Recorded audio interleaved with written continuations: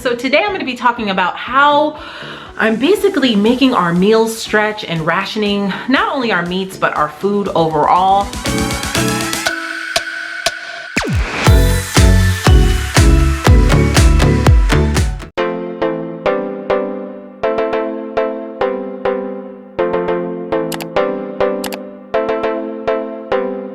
I'm not sure how it is where you guys live, but where we live, we literally have a county-wide mandate where we cannot leave our house unless it's an essential. Now there are a lot of things that are considered an essential that I wouldn't think is an essential. Like for instance, like Ace Hardware is considered an essential, but maybe it is an essential for somebody in their world. But you do have to be in your home by 9 p.m. And so with that said, we just don't leave at all unless we need to make a grocery run. So because of that, you know, girl, I have to make these meals stretch. We got to make our snacks stretch. And I really have to be mindful of how much food we're consuming. Now, granted, at the end of the day, we're very blessed to have plenty of food. And if we do need to go to the grocery store, we can go to the grocery store.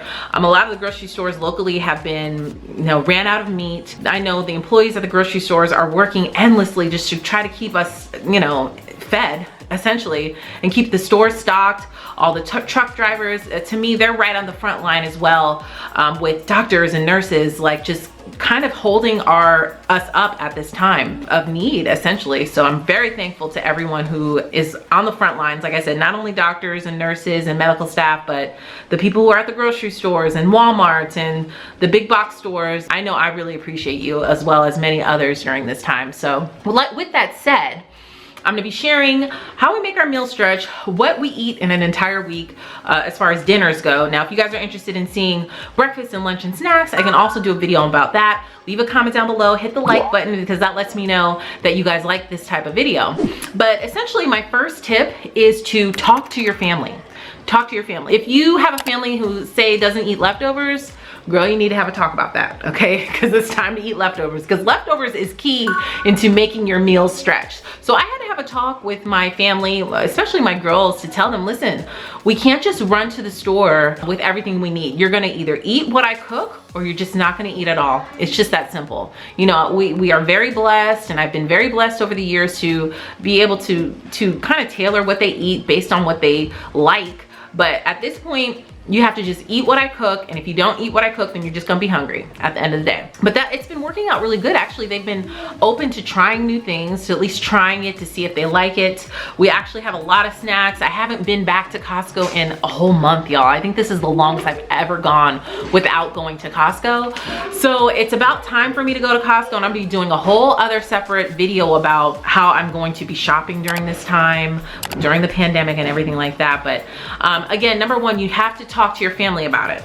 Now, number two, the key is leftovers. Leftovers. I cook every 2 to 3 days, and I try to cook enough so that it stretches and lasts us long enough for those 2 or 3 days. Now, the days that I don't cook and say we run out of leftovers, then I will essentially just, it's like you're on your own kind of night. Like I'll make grilled cheese sandwiches, or we'll have ham sandwiches, or we'll have breakfast for dinner or something like that, or homemade pizza, something like really quick and easy, that's easy for me or my family to make on their own. Like Zara likes to make her own sandwiches for lunch, and sometimes she just wants a sandwich for dinner if she doesn't want to eat what I cook, which is fine. I know she's being fed, and it is what it is. So as far as fresh fruits and vegetables, it's really tough. My youngest Ava eats a lot of fruit, and I want to encourage her to continue to eat a lot of fruit. But again, we have to ration it so that it lasts, because I don't want me or my husband having to go to the store more than once a week. Lately, we've been doing online ordering and then pick up at the store. Actually, this is the first time that we're doing it this week, actually coming up, and so I'll be sharing a haul for that, to share my experiences, because I've been hearing things like, if you order your groceries online, specifically Kroger, because I haven't experienced any like Publix, Instacart, or anything like that. I've done Walmart grocery pickup, but we haven't done that because our closest store is Kroger and Publix, so it's just easier for us to just go to Kroger. They bring it out to your car. We leave it in the car for a while. I disinfect everything and then bring it in the house. But what I'm seeing is that you order the stuff, and then they have have to do substitutes if they don't have what you ordered. But what I'm finding is that they'll substitute it with something cheaper than what you paid for online. So I don't know if that's true. I've heard that's happened to other people, but I'll be sharing with you when I film that haul how it went for us. I did a really big haul because I am grocery shopping for my parents as well, because they have not left the house at all in the 3 weeks. So we just drop the food off and leave it in the garage, and then they disinfect it and everything like that so that they stay safe during this time.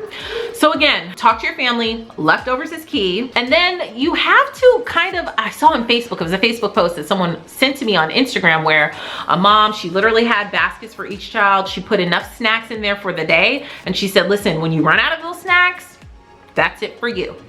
You know, so you can either eat every couple of hours or you can eat it all in one sitting, but once it's done, it's done. I think that's a great idea. I'm definitely going to be implementing that. But what I did take from that is, because I got tired of doing so many dishes. Oh my gosh, this is probably the most that we've ever just ate at home nonstop. Like no ordering out, no eating out. We haven't done any fast foods. Every meal has come from here. And so the dishes just pile up out of nowhere, you know, really fast. So what I decided to do is, because I'm like rationing using our paper plates, we don't use them as much. Not nearly as much as we used to.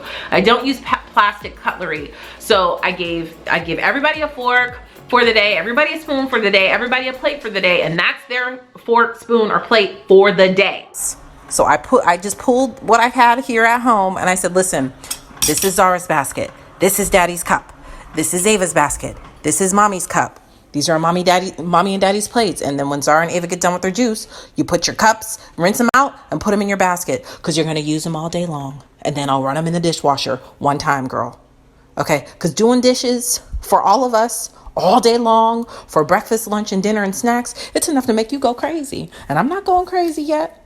Okay, we still have several weeks of this. So I'm going to try this out, and I'll let you guys know how it's working. So that is their utensils for the day. Okay, so every time they eat, we rinse it out and we just put it back in their little basket or whatever. And then at the end of the day, I will load those dishes in the dishwasher, because I got tired of running my dishwasher like twice a day. Like, that's just too much. I'm just going to load it up at the end of each day and run it. Now when I cook, it's like I do have to run my dishwasher, you know, right after I cook, typically, just to, you know, wash the dishes and the pots and pans and stuff like that. But that has helped tremendously with the amount of dishes that we have. Okay, so my last tip to help ration your meals and to make your meal stretch is to meal plan. Now this is my family binder that I made. I did a video about it over on my other channel called Moms and Money. You can tap this eye right here to watch it. But essentially it just houses like my inventory, my meal plan, and my budget binder. Now I'm actually in the process of making a freezer inventory list, because I find that that's what I've been doing the most of, especially when I get ready to order our online groceries, or when I get ready to do my big Costco run. I like to know what's in my freezer inventory. So I'm actually creating a new freezer inventory list to be added to my grocery budget and meal planning tracker. The link is in the description box. For a couple of bucks, you can have this list, or you can just make your own. And if you've already purchased this, the freezer list that I'm making will already be in there, so you will have access to it if you're just curious. So it's definitely great to keep track of all of this stuff when it comes to meal planning. Now when you meal plan, I've noticed that I've been meal planning for like a week at a time, as opposed to like a month at a time. Like sometimes I do, this is old, this is from January, but sometimes I'll just meal plan for the week. But when I get ready to do my big Costco run, because I'm gonna buy enough food for 5 weeks, because essentially that's how much longer we're supposed to be quarantined for, and it could even go longer. So I want to make a huge Costco run for like 5 or 6 weeks. So I need to go through and really force myself to meal plan for the month, so that I know exactly how much stuff I need to purchase. So this is part of my grocery budget and meal planning tracker as well. Or you can, if it's too intimidating for you to meal plan for a whole month, try to do a whole week, a week's worth at a time, because again, meal planning is what's going to save you from going crazy, girl, when it's time to cook meals for your family. Now I also wanted to share that I got some new cash envelopes in. I have brand new designs on my website if you're interested. My husband and I did go get some cash out before this quarantine, before the pandemic really started spreading here, and I've stashed them away, a couple of envelopes worth of cash away in our home just in case. Now when I do go grocery shopping now, I do not take cash with me, because because it's just dirty at this point. I don't want to get cash back. You know what I mean? I mean, I know cash is always dirty, but at this point right now with how this pandemic is happening and spreading, it's just better to be safe than sorry. So I also have my budget templates too, if you're interested. All of that will be linked in the description box, but meal planning is essential when it comes to making your meals stretch. So now I'm gonna be sharing with you all of the meals that I cooked for an entire week and how I made it stretch and what we ate for the week to hopefully give you guys some ideas for what's for dinner.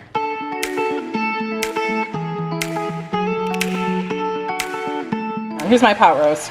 I'm gonna rinse it in the sink, pat it dry, and then to season it, I have a beef bouillon cube. I'll probably end up just putting, because all I have is chicken stock. I don't have any beef stock. I'm gonna season it with some 21 seasoning salute from Trader Joe's, some onion salt from Trader Joe's, of course salt, pepper, and garlic, and some minced onion. And then I'll chop up an onion, and I have carrots and potatoes to put in here as well. Okay, I got the roast. I'm browning it on one side. I'm getting ready to flip it over in about a minute or so, and I'll probably brown it a little bit on the sides. I seasoned it with everything I showed you. Once I flip it over, I will add my onion to that,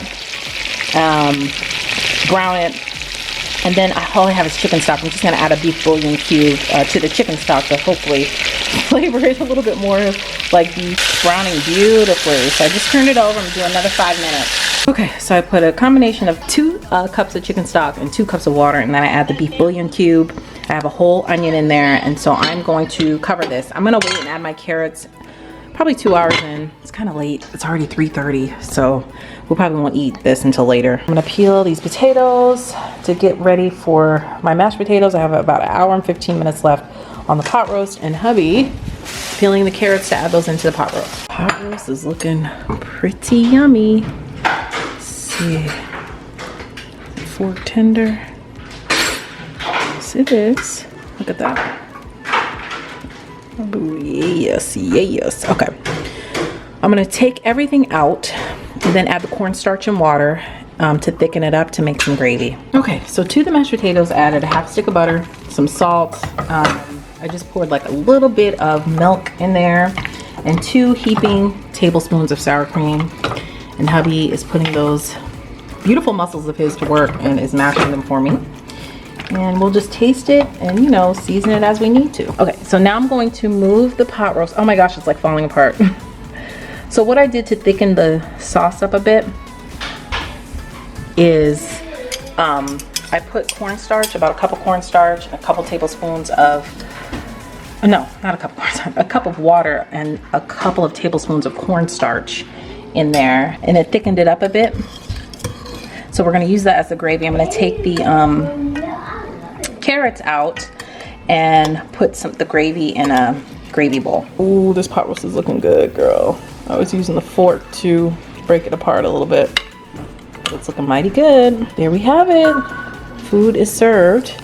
This is my hubby's plate. I'm about to make my plate so we could sit down and eat, and hopefully we'll eat off of this for 2 days.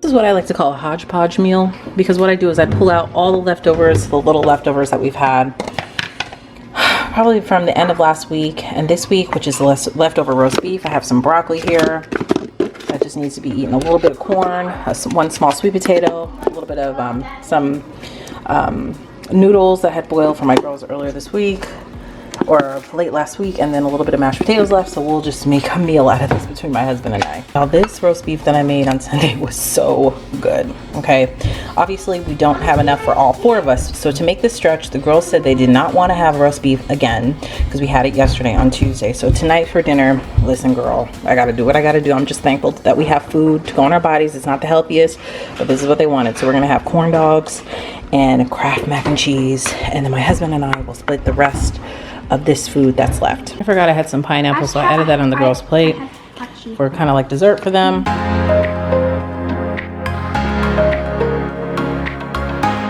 Okay, it's Wednesday evening, friends, and now it's time for me to cook. I'm going to make pulled barbecue chicken sandwiches for tonight and some roasted Brussels sprouts that I'm going to cook up because I have those in my fridge.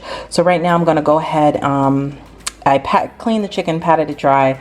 I'm going to chop up an onion to saute in this smaller Dutch oven pan because I'm gonna saute some onions and seasoning and stuff first, and saute the chicken, and then put it in the oven with the lid on it to bake. Got the chicken, like, oh boy, I might have more chicken than can fit in this little Dutch oven. But in here I have olive oil, garlic, and onions. I season my chicken with salt, pepper, and garlic. I'm gonna put a little smoked paprika.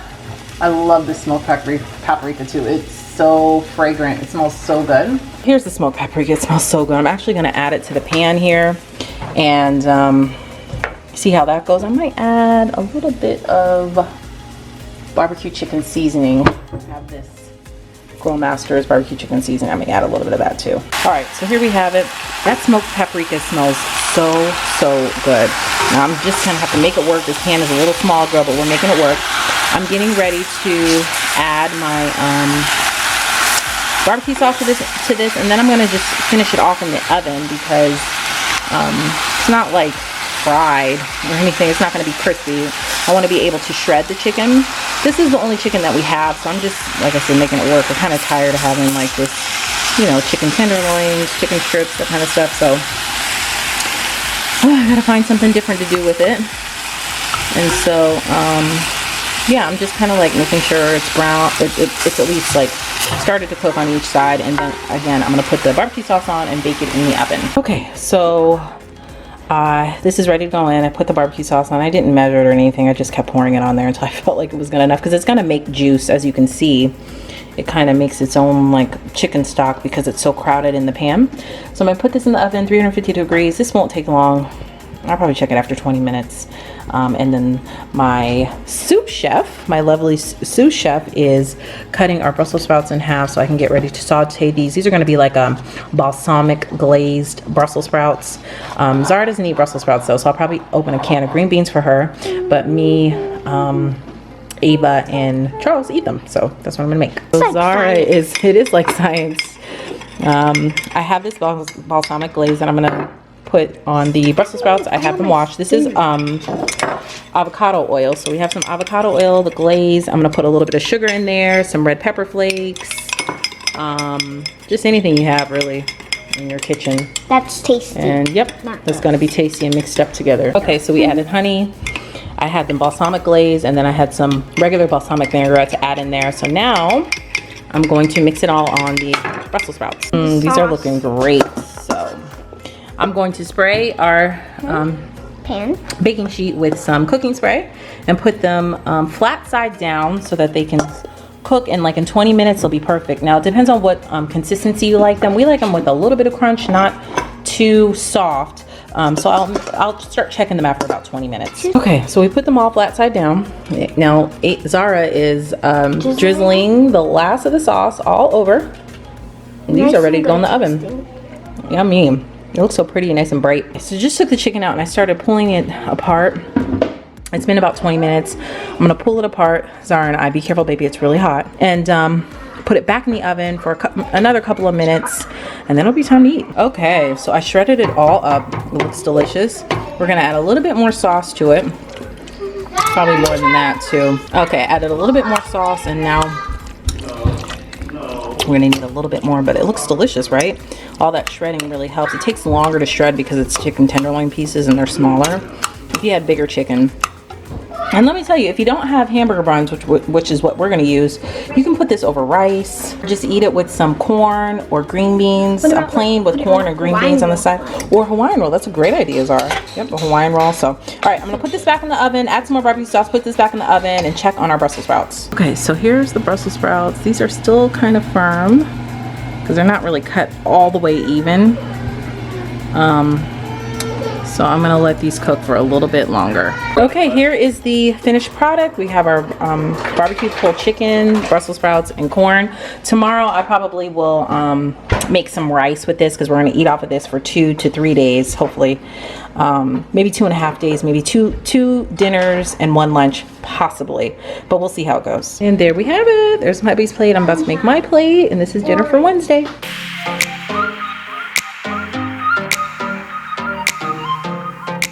Happy Thursday, friends. So I have the other half of the bag of Brussels sprouts that I had gotten from Costco many weeks ago.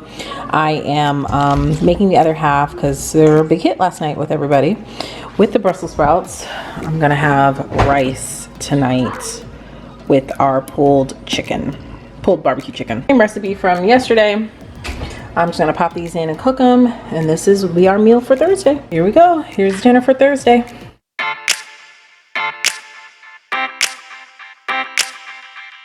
Girls had homemade pizzas, which is just naan bread with mozzarella cheese on top, a little bit of olive oil. That's just how they like their homemade pizzas.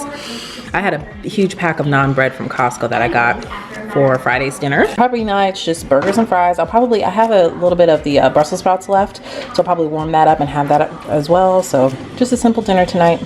So that's it, guys. Leave a comment down below and let me know, how are you getting your groceries? Are you doing online ordering and picking them up? Are you just going to the grocery store every week?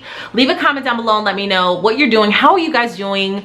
Are you guys safe? I'm going to be doing a live soon because I just really miss talking with you guys, and my posting schedule has been so different now that the girls are home. It's been hard for me to find the time and it be quiet enough for me to film for you guys, but we're all doing really well. Thank you guys so much for thinking of me and leaving comments and telling me that you're praying for me. I'm definitely praying for all of you because I know we were going to get through this so much stronger. Thank you guys so much for watching. If you haven't hit that subscribe button yet, you can tap my picture up above, and you can also check out my previous video right over here, and all of my social media platforms all listed down below. Thank you guys so much for watching, and I'll see you in the next video. Bye.